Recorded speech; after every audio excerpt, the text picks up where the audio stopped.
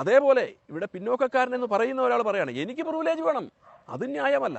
മുന്നോക്കമെന്നോ പിന്നോക്കമെന്നോ വാദമില്ല. ചിലർ പ്രിവിലേജ് അനുഭവിക്കുക, ചിലർക്ക് പ്രിവിലേജ് ഇല്ല.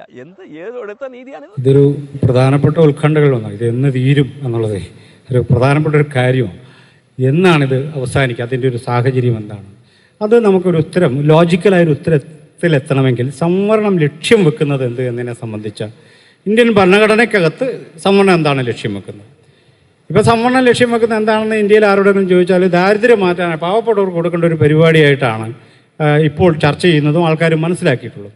എന്നാൽ ഇന്ത്യൻ ഭരണഘടനാ അസംബ്ലി ഒരിക്കൽ പോലും ഇത് അങ്ങനെ കണ്ടിട്ടില്ല. മറിച്ച് ഇന്ത്യയിൽ സ്വാഭാവിക നീതി ലഭിക്കാത്ത മനുഷ്യർക്ക് നീതി ഉറപ്പ് ചെയ്യുന്ന സംവിധാനം എന്ന് പറഞ്ഞാൽ 100 പേരെ ഒരു പ്രത്യേക കാര്യത്തിനായി എടുക്കുമ്പോൾ ചില വിഭാഗങ്ങൾ ഒഴിവാക്കപ്പെടാൻ സാധ്യതയുണ്ട്.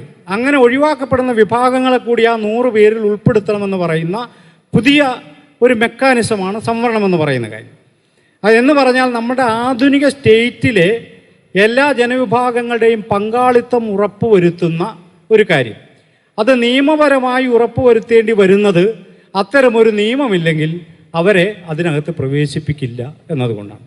ഇത് നിങ്ങൾക്ക് മനസ്സിലാവണമെങ്കിൽ സംവരണമില്ലാത്ത സ്ഥലത്ത് എത്ര ദളിതരുണ്ടെന്ന് അന്വേഷിച്ചാൽ മതി. സംവരണം ഇല്ലാത്ത സ്ഥലത്ത് ഇപ്പോൾ, പണ്ടത്തെ കാര്യമൊന്നുമില്ല, ഇപ്പോൾ ഇവിടെ സംവരണമില്ലാത്ത സ്ഥലത്ത് എത്ര ദളിതരുണ്ടെന്ന് അന്വേഷിച്ചാൽ നിങ്ങൾക്കത് മനസ്സിലാവും. സംവരണം ഉള്ളതുകൊണ്ട് മാത്രമാണ് ചില സ്ഥലത്തെങ്കിലും അവരെ കാണപ്പെടുന്നതെന്ന്. കേരളത്തിലെ പത്രപ്രവർത്തക മേഖല എത്ര ദളിതരുണ്ട്? ചീഫ് എക്സിക്യൂട്ടീവ് എഡിറ്ററും എക്സിക്യൂട്ടീവ് എഡിറ്ററും ചീഫ് എഡിറ്ററൊക്കെ ആയിട്ട് എത്ര പേരുണ്ട്? ഒരാൾ പോലും ഇല്ല.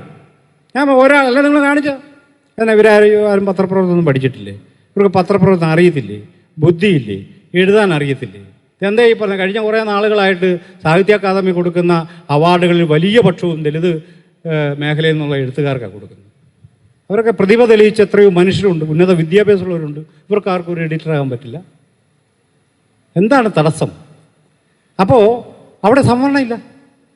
എയ്ഡഡ് മേഖല, PhD എടുത്ത പോസ്റ്റ് ഡോക്ടർ തീസിസ് സമർപ്പിച്ച ദളിത് വിദ്യാർത്ഥികൾ തേരാവാരം നടക്കുക ഈ തെരുവിൽ കൂടി. ആ മേഖല എത്ര പേരുണ്ട്? 2 ലക്ഷം പേരുള്ളത് 45 46 പേരാ കൂടി ഉള്ളത്. ഓർക്കണം, എന്താ അവിടെ ഇല്ലാത്തത്?